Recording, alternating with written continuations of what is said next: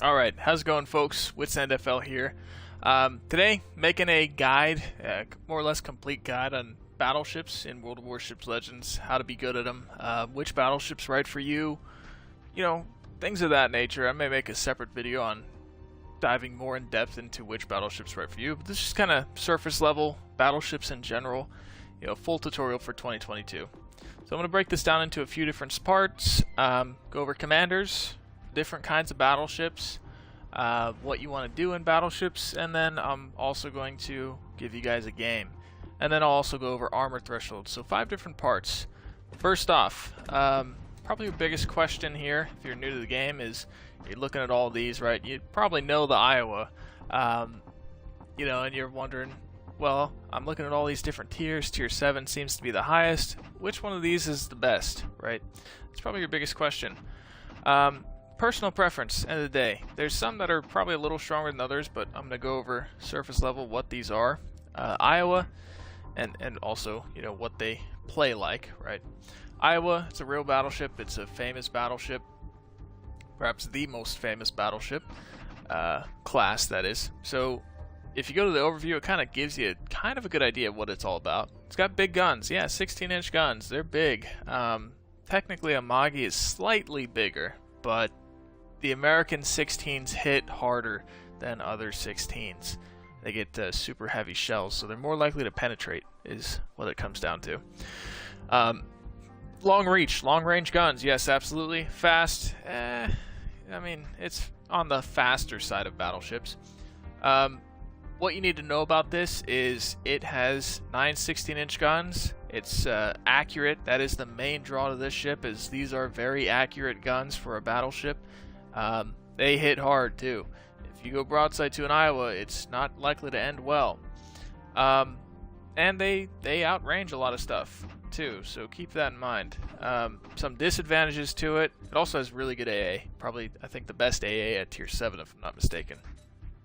Other advantages, gets a lot of hit points. Disadvantages, it's sluggish to change directions. You see 20.5 second rudder shift. That's abysmal. So you cannot change directions fast in this ship. 920 turning circle radius, so not only can it not switch directions, it also, once it starts turning, takes a while to make a complete circle. So makes it hard to dodge shells, hard to dodge torpedoes. Not that you're doing a whole lot of dodging shells. It also has bad torpedo protection. But the guns are accurate and they hit hard. It's a great ship. They always change things here and there across different updates, but the Iowa is usually a mainstay. You can always count on it being a pretty solid ship.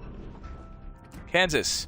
This is a paper ship, didn't actually exist, but the key highlights, instead of 9 16-inch guns, it gets 12. Okay, so you're sitting here thinking, why would I run the Iowa over this? Well, longer reload for one, little more inaccurate. Iowa has a 20, let me check, give you guys a good quote here. Iowa has a 26.4 second reload. The Kansas has a 29.9, so it's 3.5 seconds longer. Shell damage is about the same. Less range, quite a bit. It's less than a kilometer less range. Not that you're going to be sniping things at 18 kilometers too often. It's also significantly slower. So there's that. It's a very slow battleship. Great turning circle though. Fantastic turning circle. A pretty solid rudder shift too, and less hit points. So there's that. It also is less well armored, so it is more likely to take penetrations for massive damage than the Iowa. So keep that in mind too. It's also covered in 32 millimeters of armor plating. I'll go over why that is significant in just a second.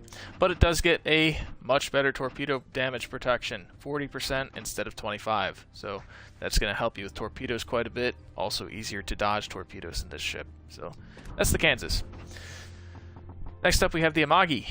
The Amagi, if we go to the overview, big guns. Yes, this has the biggest guns of any of the tech tree ships actually. Bigger than Iowa and Kansas, not by much, so you're not really going to notice that. Fast and sure shot.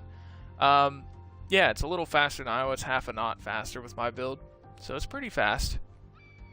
Guns are pretty solid too. Also, you have 5 turrets, so you get 9 total 16-inch guns instead of, or I'm sorry, 10 total 16-inch guns instead of 9. So not as much as Kansas, not, but still more than Iowa by 1. Yeah. Couple advantages and disadvantages. The little less accurate than Iowa, much better torpedo damage reduction, 43% instead of 25. Much less hit points at 62,300. It's a battle cruiser, not a battleship, so keep that in mind. Firing range, it's solid, 19 kilometers. That's better than Kansas by quite a bit. Reload is a little bit better than Iowa's, 26.4. So, but you'll also notice that HE shell damage it's pretty massive, 6,500 times 10. So it has great HE, which is kind of like a drawing point to the Amagi. It's got great AP and great HE, so keep that in mind. AA defense is quite a bit worse. It is more maneuverable, much better rudder shift, and much better turning circle too. So, but it is still not the most maneuverable ship. It's also much more hidden, so it outspots Iowa by a kilometer because it has access to the concealment mod. Next up, Vanguard. It has 8 15-inch guns. Why would you pick it? Well, 2 reasons. 1, reload, much better, 22 seconds instead of Kansas, which is 30. So keep that in mind. HE shell damage, 6,700, very solid. It's also great penetration and great fire chances. So it's a very solid battleship, very solid. It's also got better AP shell damage than even the Iowa too, 14,500. So keep that in mind.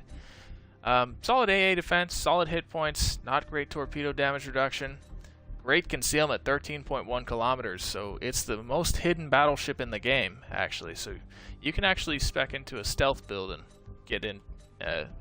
Keep it hidden, but I'll get into that in a second. 30 knots, so it's pretty fast. I am running a different build than Iowa, so it's slower than Iowa normally. Better turning circle, better rudder shift, so it's pretty agile. But the main thing is it reloads really quick, and it's got high shell damage. Plus, it also has this reload booster, which you get 1 of them. Allows you to cut the reload time of the main battery in half for shot and a half, which is advantageous because it can help you get off multiple shots on a broadside target.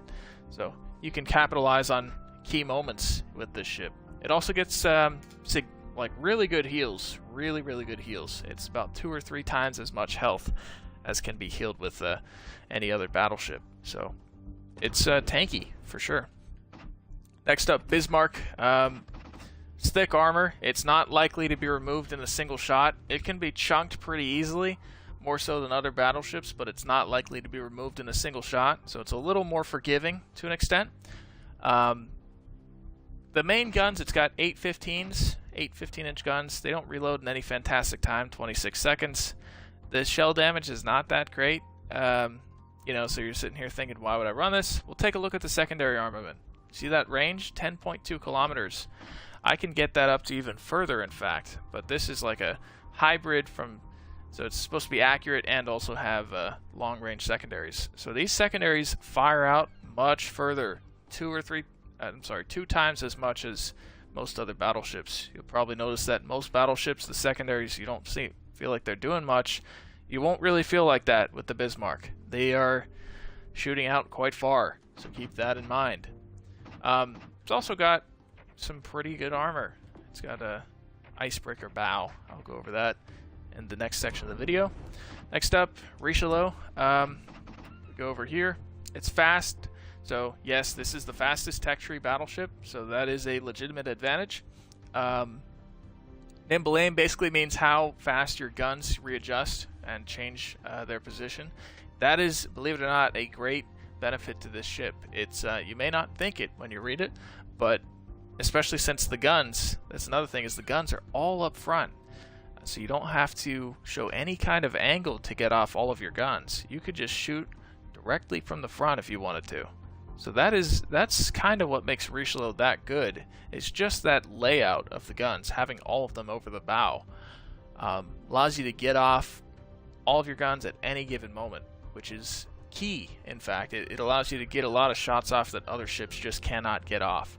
So the two things are the guns up front, and the quick relocation of the turrets. The guns also have great penetration. They get great citadels. They're not doing much damage, but they definitely get a lot of citadels when a lot of other ships may not. And it's fast. Again, you do get an engine boost as well, which increases your maximum speed for a couple of minutes by 8%. So that's another benefit to it. But the main thing is the guns are up front. So, and they're great penetrating guns too. This is a great battleship. Vladivostok, this ship right here, the benefit to it mostly is the AP penetration. It has crazy penetration. It gets great penetration against other battleships. But the main thing is going to be how fast the shells go and how thick the armor is. It is by far the thickest armor at tier 7, 370 millimeters. Iowa's is like 290 or something like that, and Richelieu's is 330. So it's very, very thick. That said, we take a look here. This is, right here, this section of the armor is what's known as the Citadel. This is basically where all of your hit points are allocated to. If you get hit in the Citadel, it's going to hurt a lot. It is raised above the water, which means if you go flat broadside, if you show this angle, this is an angle which battleship guns and cruiser guns are the most likely to penetrate. It gives them the easiest time to penetrate. You get hurt bad. It's very easy to get removed in a single shot in this ship if you go broadside. So keep that in mind. If you overextend, you are in trouble. Okay? But if you angle properly, which I'll get into that in just a second, you will bounce every shell that is fired at you. And not talking they'll get a little bit of damage, they will get nothing. So you can imagine how advantageous that is, right? A couple other things to note about this ship are it's got 9 16-inch guns. I forgot to mention that. 9 16-inch guns. They don't reload that fast, actually really slow, but they are great. They penetrate a lot. So keep that in mind. But the main thing is going to be the armor of this ship. This is the main draw to this ship. This is another paper ship, one that did not exist. Richelieu was a real ship. You may not be familiar with that ship, but that was a real French battleship. And Richelieu, the last one we went over with all the guns over the front, I forgot to mention, has 8 15-inch guns. So those are 15s. This one right here, we were talking about the armor being thick. That's the main draw. Another thing, it does get 1 less heal than most other battleships. With the dispersion build, most of them are getting 3. This one gets 2. It also, the damage controls, you get a limited number of them. They reload a lot quicker, so that can be a good thing. But you have a limited number. You only get 4 with this build. Sometimes 3 if you don't spec into the perk that gives you an extra one.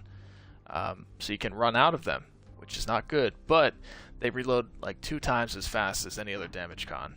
I see that as a benefit, but it can also be a disadvantage. So that's Vladivostok. That's why you play Vladivostok. Last up, the Vittorio Veneto. This is the Italian ship. This was a real ship as well. Has 9 15-inch guns. The main draw to this ship, similar to the Bismarck, is the secondaries. These do not fire out to as far.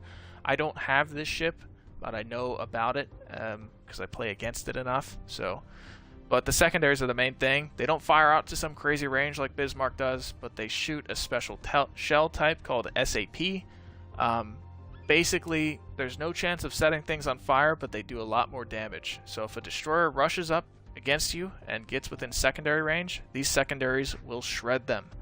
So keep that in mind. However, guns reload in a pretty... They take a long time to reload. They're also inaccurate.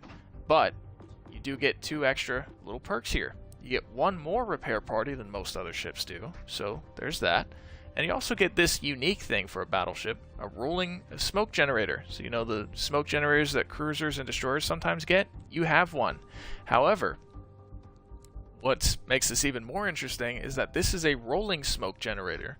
So Italian cruisers and some destroyers from the Italians get this too. Basically means you can charge full speed ahead and you will not outrun the smoke screen. That means you can cover a lot of distance without any chance of being spotted, unless you get within insanely close to another ship. So you can imagine that's really good for setting up ambushes. You want to be pretty close in this thing. The other thing is that this is somewhat similar to the Vladivostok in that it has really thick armor. It's nothing too crazy from the looks of it, but it kind of acts the same way. The main thickness of the armor comes from this casemate here. It's 70 millimeters up here, which is the thickest casemate, I believe. Iowa's is only 40, and that's actually pretty thick. Kansas's is 32, so this is 2 or 3 times as much. So keep that in mind. If you're angled properly, just like Vladivostok, you'll get nothing, no penetrations. You'll be very tanky. If you're angled improperly, you have a raised citadel, which means you can get one shot in this ship as well. So that's kind of the overview of the video. This is probably the weakest of the ships in the current state. It's probably going to get a buff with this update, but as of the recording of this video, it is probably the weakest of all the battleships. Keep that in mind. And you also don't have a specific type of commander unless you pay for it. Those are all the tech tree ships. Those are all the ones you get from grinding. These are premium ships you get from global XP. It's a currency that you earn for free just by playing the games. These are great ships that you can buy. If you take a look at this screen, these are all the tier 7s right here. Some of these are purchased with doubloons, which is not a free currency. But if we go the Otago, all these 4, these are all the free currency ships. Alabama is the best of these 4. Tirpitz is Alabama is the best battleship of these 4. It's a great battleship. It's constantly available in the store. You will not go wrong with the Alabama. It's kind of like a better Iowa in most ways. Tirpitz, it's like the Bismarck, not as long-range secondaries though, but a much better reload, better heals, and it has torpedoes. So there is that. So keep that in mind. A battleship with torpedoes. You can imagine you get up close to a battleship, not only do you have these big guns, but you can also send torpedoes at them. That is useful as well. There are some ships that you can purchase for global XP, the green star currency that you get for playing games that is not visible in that screen. Those are just the ones that are permanently available. If we take a look at the ships section, there's other ships, like if we go to Japan, the Key. This is a tier 7 battleship. It is basically an Amagi with thicker armor, little bit slower by half a knot, but thicker armor and torpedoes. It also has torpedoes. I would recommend this over the Tirpitz probably. I believe it also gets better secondaries from the looks of it too, and better AA, if I'm not mistaken. Yeah, definitely better AA. So, and better armor. Much better armor than the Amagi. So keep that in mind. But still, it is a battle cruiser. It is not going to get a whole lot of armor. So that's that. 292. Yeah, that's pretty thick.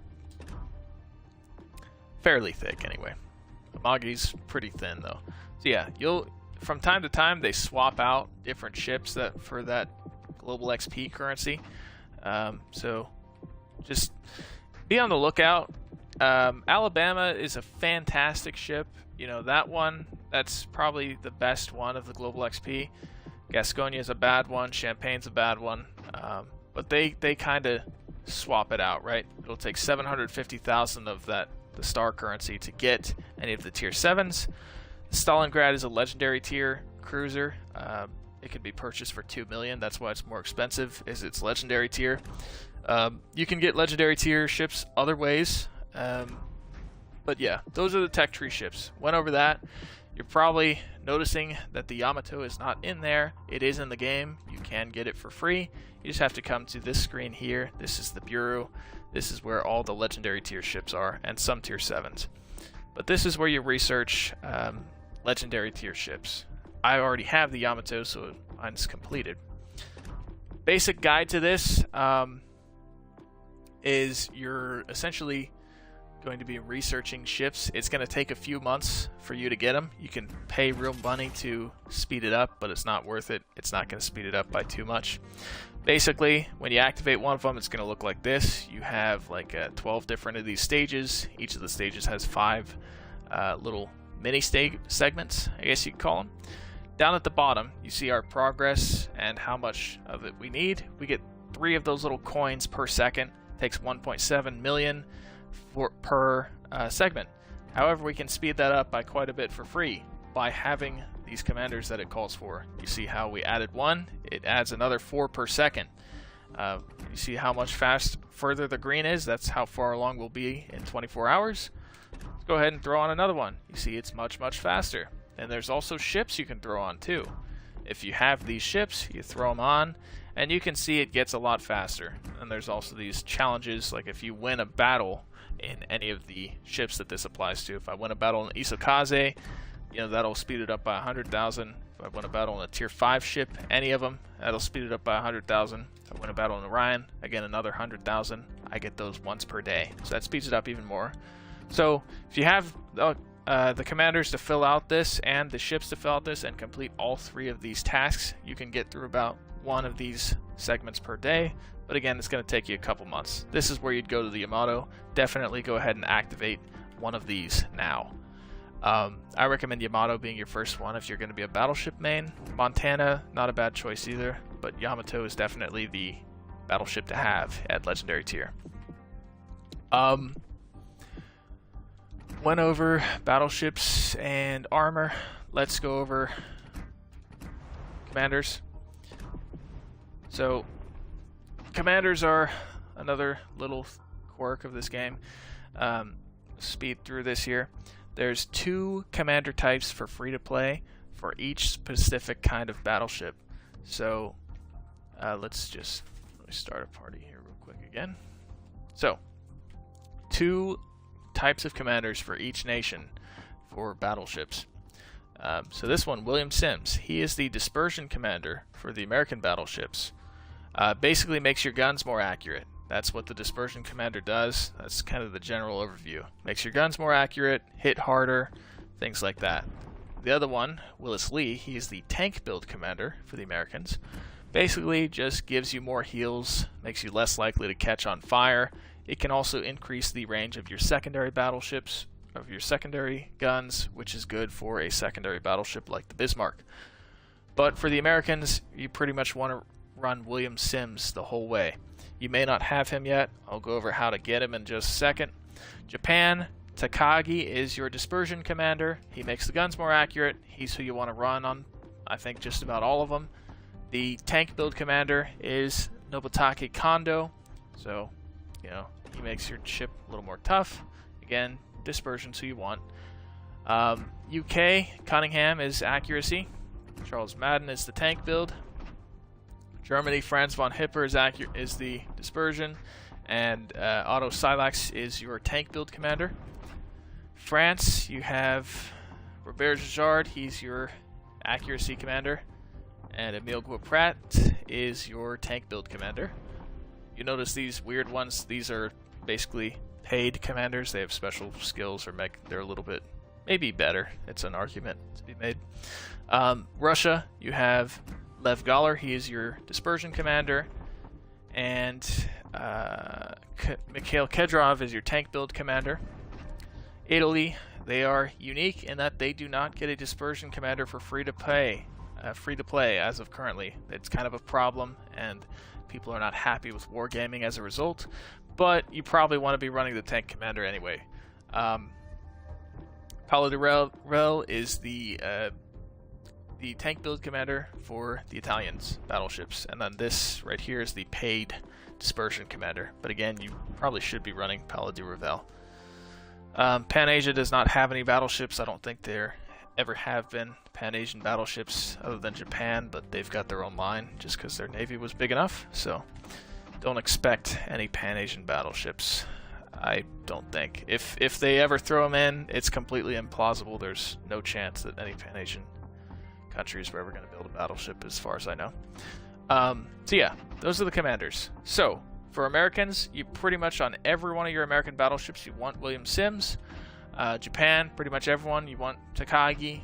UK, I would actually recommend Charles Madden on a lot of them, but definitely level up Cunningham first. I'll go over that in a second. Germany, you want to be running Silax on your German battleships, but you want to level up Franz von Hipper first, so you know, run him for the time being. France, you pretty much always want to be running Gijard. USSR, you could go either way. You could go Kadyrov or you could go Gauler. I prefer Gauler, but it's up to you. Italy, you pretty much you only have the one choice in Paolo di Ravelle. If you have none of these commanders right now, which is not to be unexpected, you might only have a few of them, right? You may not have any battleship commanders. If that's the case, you'll get them as time goes on. If we take a look at our missions here, and we take a look at our weekly boost, these are kind of like challenges throughout the week. They give you promotion orders that allow you to level up commanders as time goes on. There's plenty of videos about leveling up commanders on the subject. I can make one more in depth if you guys ask, but basically if you do these challenges, you notice the weekly boost. Down at the bottom of this one right here, there's that little brown box looking thing. That is a random commander crate, so you get a free commander every week by completing this challenge right here. So you'll get more and more of them as time goes on. You'll also earn commander XP, which allows you to level up commanders, but you can also purchase commanders with it. It takes 900,000, so you're more likely to get commanders from the crates, but this is definitely not unattainable by any stretch. So you can buy a specific one through this, so keep that in mind. Which battleship line should you go through first? In a perfect world, I would say the Iowa, which should be your first one. However, I think which line you go through should depend on which nation you have the commanders for. If you have any battleship commanders at all, even if it's a tank build in a nation that does not necessarily work well with tank builds, let's say the only battleship commander you have is Willis Lee, throw him on and start working on those American battleships. Don't necessarily level him up too far, but throw him on. And then if you get a dispersion commander, like let's say Cunningham, right, go ahead and switch over to the British, okay? Or if you get Franz von Hipper, or switch to the Germans, or if you get Jajard, switch to the French. It's just the way it is. I think you'll have a better time doing that, but it's up to you. This is just the recommendations of an experienced player. Aside from that, let's go over commander skills. Dispersion commanders, all of their skills are pretty much identical, no matter who it is. So we could be looking at William Sims or Cunningham. These skills are all the same. This is pretty much what you want to be running for a dispersion build. You want flammable cannoneer, you want gyrating drill bits, you want marksmanship and reaching out. You could switch it for emergency specialist. I prefer reaching out just because this reduces how long you have fire and flood immunity. It does reduce the cooldown, but I prefer the immunity. It's up to you. I go with this though. You'll notice if we pull up a level 1 commander, yours probably looks something like this, right? You only have access to one skill, and then all these other skills are locked. It's because your commander is not leveled up. If we go over here and take a look, you see the lock turns into an unlock as we go forward. Rank 4 is going to give you access to all 4 of these skills at one single level. And it's also going to level up your base skill as well. You see it's 0.5% right now. We level them up once, it goes to 1% of, it'll increase incrementally for each one of these skills. So keep that in mind. You level this up, it gets better, and you can kind of see the first skill, how it's got like a quarter of a circle filled in. That basically means we've only got that skill at one level, which means 5% AA damage, or, let's say 2% damage control time. If we level it up to the second half of the circle, it goes to 4%. So we'd have to get that first skill to the second level, we'd have to go to rank 6. To get it to the third level, we'd have to go to rank 11. In each one of these, the circle kind of fills in as you level this up. It takes commander XP to level up commanders, so don't waste it on commanders that you are not going to be using long term necessarily. It's not incredibly hard to get, but you also don't want to waste it, so keep that in mind. You notice the base trait, that's kind of like a free skill. Every commander has a unique base trait. Cunningham is the most important battleship commander for free to play because he is increasing the accuracy of your guns. So he's pretty much that's an important skill. If you go to the left, you see these inspirations. These are 2 more, skills that you can throw on that you get to pick, right? So if you have Cunningham ranked up, you get to pick his base skill, his base skill. I'm looking at Cunningham, so he's not visible. Let's say I wanted to add him to Charles Madden. I could see him right here and throw him right on, and then I get the increased benefit of the 4.5% shell grouping. If I threw on Frazier, I'd have 2.5% extra maximum movement speed, and so on, right? So these are your inspiration slots. For free to play, you want to have Cunningham in one of those. So if you're running William Sims, one of those spots should be Cunningham. If you have this one, this is a pay-to-win commander, basically. It increases dispersion even further. Throw that on. If you do not, you could run Charles Madden. Increases your or decreases your reload and how fast your guns turn. You could do... There's a couple others. Robert Jajard, he's another one. Increases the penetration of your guns. Or Paulo de Revel, he decreases your battleship's reload of the guns. So those are your your free to play. So yeah, those are your dispersion inspirations for the secondary commander, Franz von Hipper. If you're going to run the Bismarck, you want this guy. You want him ranked up. He's not necessarily who you want captaining your Bismarck, but you need this inspiration. That's going to increase your the secondary range quite a bit. So keep that in mind. Now, we talked about having all these skills, right? But down at the bottom you have legendary skills. They cost a commendation to get. You get those through completing missions and through crates and through the campaigns. They're more hard to come by. Insignias are also more hard to come by than promotion orders. That's to get the commander ranked 13 through 16, but promotion orders are the hardest. You want to really, once you get them to rank 1 legendary skill, you're pretty much good to go. Preferably you want your commander rank 16 and legendary 2 at least, because once you get past legendary 2 it gets quite a bit more expensive. You need more commendations or purchase more duplicates of this commander. So it gets harder and harder to get those to level them up to anything beyond that. But 16-2 is plenty.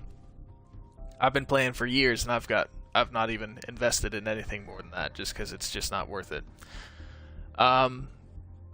So yeah, and as far as legendary skills, you pretty much want Roll to Rebuild. It increases how much health your heals get back, and if you get close enough to another battleship and you're beneath a certain amount of hit points, let's say you're stuck on 1,000 hit points, you're just about to die, right? If you get within, at rank 1, it's 1.5 kilometers of your teammate, you'll start to regenerate health back to 20% or something like that. Yeah, 20% of your health. Let's say you have 100,000 hit points, which is really only something legendary tier has. You would get 20,000 hit points back. And even if you start taking damage, it'll keep healing back indefinitely. So that is useful. Cruiser commanders think it's broken, but at the end of the day, the DPM they put out, it can end up killing you anyway. So, and battleships are a weak class as it is, so they kind of need that to even be close to viable. Yeah, that pretty much sums up the commanders section. We've went over the ships and the commanders. Went over the bureau, telling you how to get the Yamato and the Montana. From here, let's go over just an armor viewer real quick.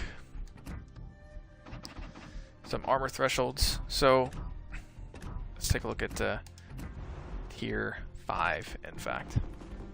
Tier 5 and above. 5 through 7. So we take a look at the Tennessee. We go to armor. There's a few armor thresholds worth noting. Okay. You notice how the bow of the ship is green. And if we look to the left in that little box, it says it's 25. That's 25 millimeters of armor. It's also the top of the ship. What does that mean? How is that significant? 25 millimeters basically is the amount of armor your ship has. 25 millimeters is thin enough that no matter what angle you are presenting, a 15-inch or above battleship shell that's 380 millimeters or above will go right through it and deal a full penetration damage, which can be 10,000, 8,000, or more. So it goes right through it.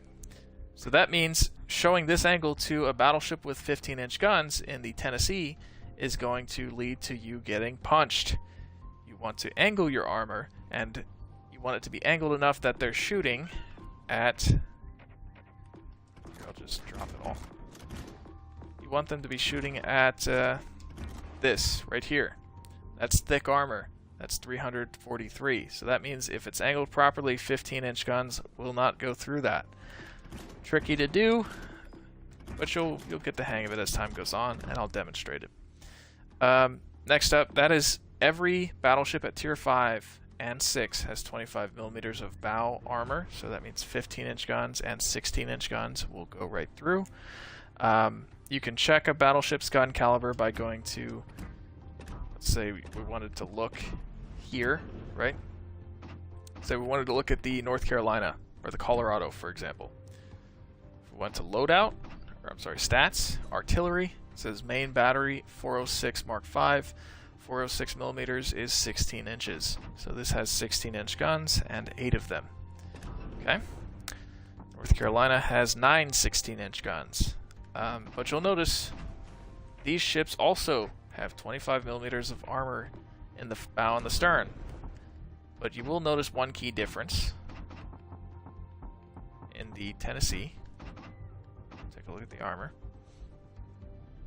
You notice how the casemate is also 25, so even if you shoot at the top half of this thing's armor belt, you can overmatch that too and deal pretty decent damage. So keep that in mind. If we go to the North Carolina, it still gets the 25 millimeter bow, but the top half of the casemate does not get overmatched by the 16-inch guns anymore. This has actual thick armor that can bounce anything you come across, but it will still be overmatched by 15s and 16s in the bow and the stern. So the difference between a tier 5 and a tier 6 ship is not that much. If we go to tier 7, these get 32 millimeters of bow and stern plating. So this can bow tank everything in the game except for 460s, which is 18.1 inch guns, which is only found on the Yamato. So you can bow tank everything, which means bow tanking basically means if you show a bow like this and they shoot at your bow, the shells will bounce and shatter, or I'm sorry, ricochet, for no damage. So that's basically what that means, right? But if you go up against the Yamato, they can punch right through this, but nothing else will do that. So keep that in mind. Aside from that, let's take a look at citadels as well. That's another thing I wanted to go over, citadels. Take a look at the Colorado. This is 25 millimeters everywhere, so except for the belt. It's got a really thick belt. So let's take a look at all this stuff. Remove all of it except for this. This is the citadel of the ship. This is where most of the hit points are allocated. That's the hardest part of the ship to penetrate because of the casemate. It's really thick, so it takes the most penetration to access. So that means if it's angled, you're not likely to penetrate it. But if you go flat broadside, it's much easier to penetrate. So this angle right here, if you shoot at the citadel, you can penetrate it. You won't bounce, you'll get full pens, and you will deal massive damage. If you're getting one shot, it's probably because you're showing this angle right here, and they're getting your citadel. So keep that in mind. So don't go flat broadside, angle your armor, and I'll show you what an angled armor looks like in just a moment. But yeah, that is the gist of it, right? So keep all of that in mind. You'll get more acquainted with that as time goes on, but that's the gist of it here. Now, lastly, I am going to play a game and show you what a battleship game is going to look like. We're going to take out the... Got a lot of choices here. Let me grab a drink. One second. Excuse me. Okay. I'm going to take out a tier 5 ship, because, you know, tier 7, you're probably a little ways off from that if you're watching this video. So I'll take out a tier 5, and then I'll take out a tier 7. So at tier 5, I've got a lot of great options. Got the Fuso, Utsu, Queen Elizabeth, Bayern, and the Tennessee.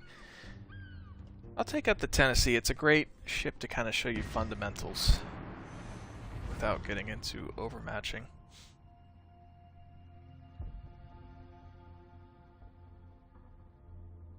Tennessee in general is a great ship. So we're on New Dawn. Another thing is, in any given ship, there's tier 1 through tier 7, and then there's legendary tier, which is above tier 7. You can be matched up against ships that are 1 tier above or 1 tier below you. You will never go up against anything that is more than 1 tier. Unless, and this is the caveat, if you get into a division, say I'm in a tier 5 ship, and my division mate is in a tier 6 ship, that is known as a failed division. Why? Because there's a chance you get sent to tier 7, which means you're on a tier 5 ship at tier 7. You will get demolished. It's not going to be a fun time for you, so don't do that. Make sure if you're in a division with your friends, all of you run the exact same tier, or you might end up getting tossed into a division or into a tier that you don't want. We take a look at the match here. We see that we're top tier. There's tier 4 ships and tier 5 ships, no tier 6s. They have 1 destroyer. That little triangle up at the top are destroyers. Then the ship icon with 1 line through it, those are cruisers. And then the ship icons with 3 lines through it down at the bottom are battleships. The Bayern and the Bayern on the enemy team has 15-inch guns. He overmatches us.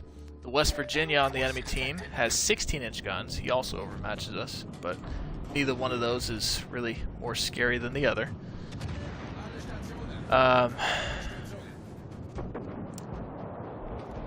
These guys are going broadside. I want to shoot at the waterline. I want to try and access their citadel. So I'm going to shoot at the waterline in hopes of accessing their citadel. As we talked about, do not go flat broadside. So I'm going to cut back in, and I get a citadel hit. Hit him for 11,000 damage. West Virginia, that is an angled armor. I cannot shoot at the waterline in hopes of getting the citadel. I will shatter shells. So instead, what I'm going to do is I'm going to shoot towards the superstructure. That is the top section in the kind of tower-looking area of the ship.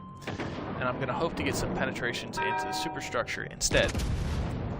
We'll take that shot.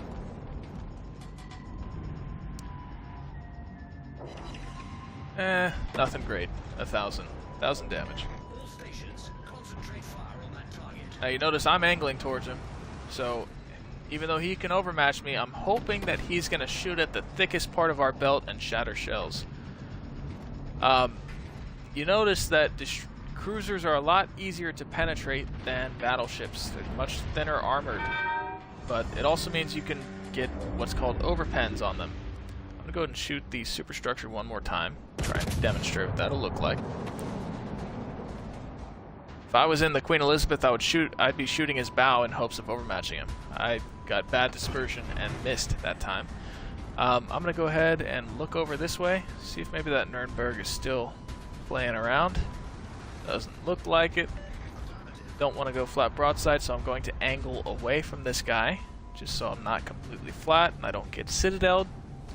This is a solid angle to present. Right here. Really bad. So I'm not sure. He's got to be running a commander that increases dispersion towards me. I'm going to turn. He takes a shot at us. This is not preferable because I am turning. I'm very likely to get citadeled here, and he gets a citadel on us. So that's why you don't want to go flat broadside. Don't do that. He's reversing.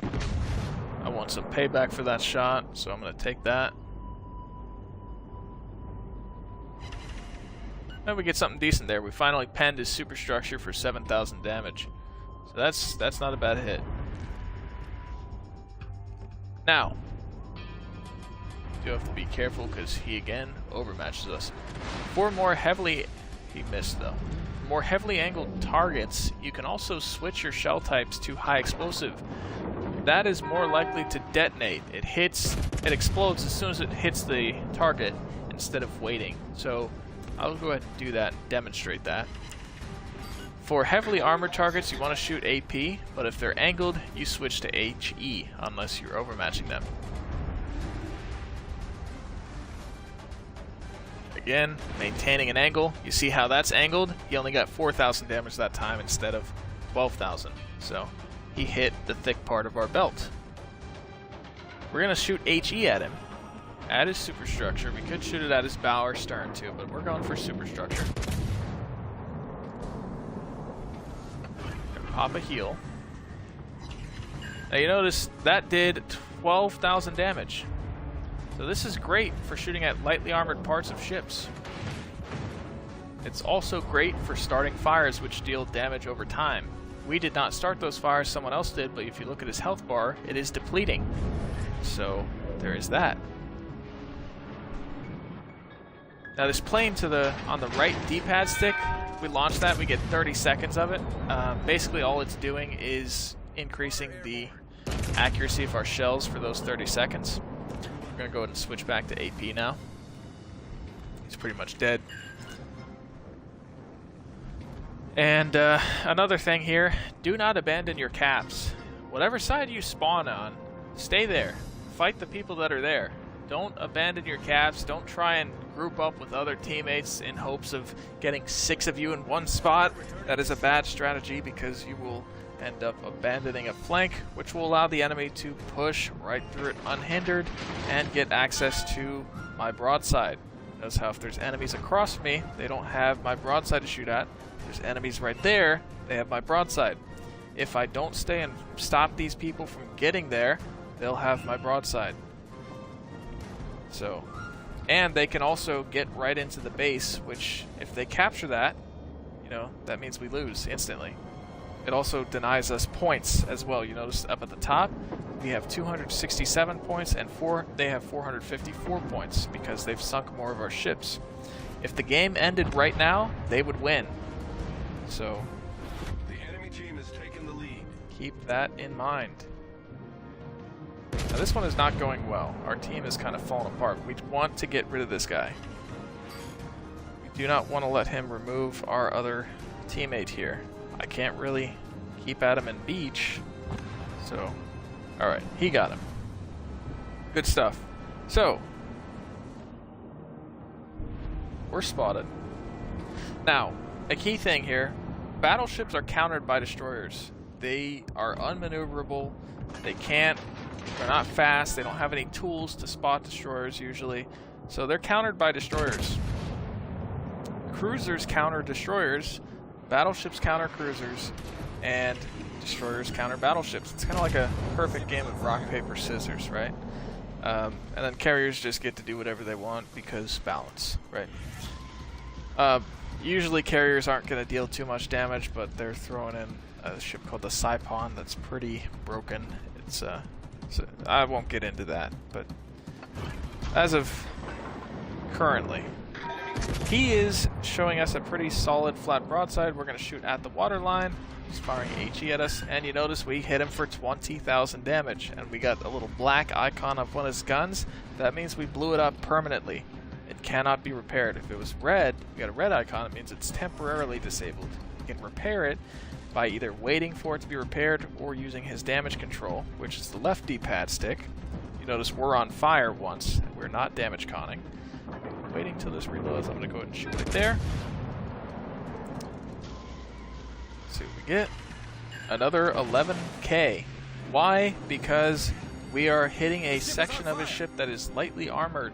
The side plating of the bow and the upper plating of the cheek is all less than 25 millimeters. I think in fact it is 16 since he is a tier 4. So I believe we overmatch him because we have 14-inch guns. So we are slapping him pretty hard. Like I was saying, the left D-pad here is that's the end of him. Enemy battleship foundered. Acknowledged. we're gonna go ahead and damage con it. Normally, do not damage con a single fire. I know it's annoying, but if you do that, they can set you on fire multiple times, up to 4 times. So there could be up to 4 fires on your ship at any given moment, and each one is going to deal the same amount of damage. So you can imagine if you're getting the damage of a single fire, annoying, right? But it's much better than getting the damage of 2 or 3 fires, right? So wait till you get 2 fires, I'm sorry. Wait till you get 2 fires to use your damage con. Floods deal a lot of damage. Usually you want to damage con that instantly, or you will sink. So, but that only happens from torpedoes. You only get flooded by torpedoes. There's the Furutaka. We're gonna move our guns over to him. We're gonna take a shot. If you look at the aiming, next to all the reload, you see the 6.85 seconds, right? That is telling you how long it's going to take our shells to get to where we're aiming at. So you can kind of judge how far to shoot based on that. We definitely want to shoot this Furutaka first because he's in the base. As long as he's in the base, even if we have one of our guys there, it's denying us points. It's not what we want. So we need him gone. Take one shot at him. Should be the end of him. And then we need to focus on this Bayern. He has 15-inch guns. There's no way of me telling that right now. It's just, I remember it. So, need to be careful. Angle my armor. This looks like an experienced player. He's got a camouflage on and he had shell tracers, so he's probably bought some stuff. So that tells me he's more likely to be experienced. He did miss that shot. Now, this is a German battleship. German battleships are a little bit different. Instead of aiming at the waterline, aim at the upper side plating of those front guns. This just comes from knowing and experience. You notice we did 11,000 damage there. No way to know where to shoot that at other than pure experience, right? German battleships shoot at that upper side plating of the guns, but for the most part, you want to be shooting at the waterline.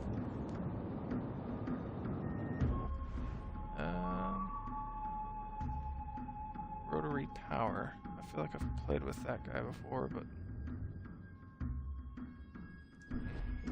Okay, anyway. Moving on here. The only thing left, you notice we had a pretty significant disadvantage, right? They had a lot of ships left, and now we're in the lead. They only have 1 ship left. We have the points advantage. Our guy's in their base capturing it, so even if we all die, as long as he's alive and has captured that base, we will win. And as long as one of us lives at this point, because we have the points advantage, we will win the game. So don't try and win harder than you have to. Oh nice, he got dev struck. You know, if you've got a points advantage and you notice the game's almost over, there's no real point in chasing after ships trying to damage them. Just don't die, you know? Retreat, even. Don't let them get the caps, just defend them, but don't chase them to the end of the map. That gives them the advantage. Just survive. That's really all you have to do to win the game. You know, so we won that game, did 92,000 damage, which is a very solid game, especially for Tier 4. Anytime you're doing 100,000 damage, that's a great game. And at Tier 4, there's a lot less damage to go around, you know. Once you get into Tier 7 and Legendary Tier, there's a lot more damage to be had than at Tier 5 and Tier 4. But generally, no matter what tier you're at, 92k is that's a solid game, especially at Tier 4. But more important than damage is going to be this screen here. You notice the XP. That's the most telling sign of who did the most for their team. I did the second most in this case for the most part. The Koenig did the most. He probably did less damage than us. I'm almost sure of it, in fact. But because he was in the base, preventing that one, I think it was the Königsberg, from capturing it, he ends up getting more base XP. Because that is a more important thing than dealing damage, is preventing them from getting into that base. You know, he killed the ship that was in the base and defended it. So that's an important thing, right? So keep that in mind. Base XP, way more important than damage. And you're going to get more base XP from winning a game than you would if you lost a game as well. Excuse me. I'm going to do one more in the Iowa. I'll show you guys a high tier game. You know what? No, I'm going to do the North Carolina just to show you guys overmatching. North Carolina is a tier 6, has 16-inch guns, so I overmatch everything at tier 6 and tier 5. I do not overmatch anything at tier 7 though. Any battleships anyway. I overmatch cruisers, just not battleships. Cruisers for the most part until you get to tier 7. Doesn't matter what battleship you're in, if you shoot their bow or stern, you can overmatch it. Again, for the most part. There's like 1 or 2 ships that there's an exception to that rule for, but... So yeah, that was tier 5. This is tier 6. And I'm going to demonstrate overmatching. Hopefully. Okay, we are in a tier 7 match. Now, there's a Jean Bart on the enemy team, right next to where this white square is. Jean Bart, you may not know this, it's no longer in the game. There's also an Ochakov and a Loyang. Those 3 are premium ships, which means they were paid for, right? It's a little more complicated than that, but they were campaign ships that people paid for. All 3 of those ships are insanely good. Jean Bart is, if not the best battleship at tier 7, it is the second best.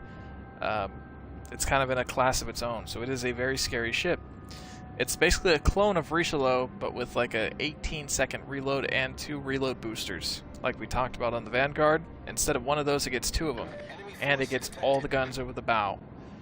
It also doesn't like to take citadels much, so it's tanky too. Here we have a King George showing pretty well flat broadside. So we're going to go ahead and take that shot. A little bit high just because he's kind of turning out, right? Nice shell grouping. Very nice. Doesn't look like we're going to hit him, fortunately, because he turned out. That's unfortunate, but yeah. Out there's the Jean Bart. Got to be careful of that. Again, we're not abandoning our cap. We are going to stay and fight this cap, no matter the odds. If we cannot win it, hold it. Sometimes that means turning around and taking up a retreat position, but we're still shooting back at them. We are annoying them for as long as we possibly can, even if we're outnumbered, because if we are outnumbered, it's a 9 versus 9. That means on the other side of the map, their team is also outnumbered, so they should be able to win. So our job is just to hold for as long as possible, hope our team pulls through, and, you know, brings in support. Now there's the Jean Bart. You can see he's kind of abandoned his side. Not a good situation to be in. The one caveat to the Jean Bart is its guns are very weak. You can see I just knocked one out temporarily. We also did quite a bit of damage to his superstructure as well. Now this, oh boy, he overmatched us. He has 16-inch guns. He did not citadel us, he overmatched us and got a citadel. The ship is on fire. So of these 3, I'm going to take a shot at the Jean Bart. Try and hopefully knock out its guns. And I'm going to stay close to this Lion. Not too close, but pretty close. Because I can access Will to rebuild. Now again, I'm kind of... This Kansas seems to know what he's doing. He's hoping to overmatch the bow. So... Gotta be careful. There's torpedoes. I'm gonna speed up. I'm gonna end up taking 1, unfortunately. Now we're gonna damage con that. You notice if we had damage con, that single flood, or that single fire would be flooding. I'm shooting this King George. It's a tier 6. I overmatched the bow. You see I got 8,000 damage because I shot his bow. So, you know, keep that in mind. Now we're not in a good spot. Like we talked about, will to rebuild. I'm within... there, that went. That's unfortunate. That's Jean Bart things. But you notice we were outnumbered. We held the line for as long as we could. Unfortunately, we were severely outnumbered. Our guys should be starting to win their flanks, in theory, and coming to help us out. Doesn't always work out that way. But you can only support, you can only speak to what you're doing. Definitely want to be further away from a Jean Bart if you can help it. You have more of an advantage at range. So keep that in mind. There we go. Knocked out a destroyer. Also, if you see a destroyer, shoot the destroyer. Like we talked about there, the counter to battleships, they're not likely to be spotted too often. So, you know, they can stealth torpedo you. You don't want to let them do that. So if you get an opportunity to shoot them, if you see them, shoot them. You know, especially if they're shooting at your destroyer. You want your destroyer to be the one left alive, not theirs. It will be the difference between you winning or losing that match. Also, radar cruisers. Ochakov is one of them. Baltimore is one of them. You know, Belfast is one of them. You'll know that as you kind of play cruisers and as you start to learn the game. But that basically allows them to pop a consumable and spot a destroyer up to 10 kilometers away through anything. They could be sitting in a smoke screen, they could be behind a rock. As long as they're within the range of that radar, they will be spotted for like 30 seconds, right?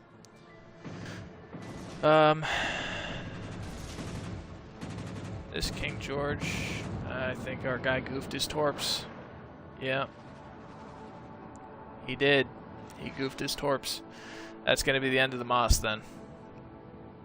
So, yeah, this one not going our way, unfortunately. We do have 2 destroyers left compared to their 1, which is an advantage. As long as this guy lives, which not looking like he will, that's more on him getting overextended and letting that battleship get that close to him. We still do have 1 destroyer, but they have a radar cruiser, so they definitely have the advantage here. But they also had a lot of overpowered ships. Loyang, Ochakov, and Jean Bart, all 3 of those are overpowered. So that one didn't go our way as well as the other one. That's kind of, you know, I wanted to showcase overmatching. That said, that's going to be it for this guide, guys. I'm going to go ahead and start a regular stream, get some games that I want to get in, and go public. But that said, I will catch you guys later. Hopefully you enjoyed it. Hopefully it helped out. I'll catch you guys in the next one. I wanted to do this live just so that way you couldn't really sit here questioning how many times it'd take me to get certain games, right? I just wanted to showcase it. Whatever happens, happens. So I'll catch you guys in the next one. Thanks for watching. Bye-bye.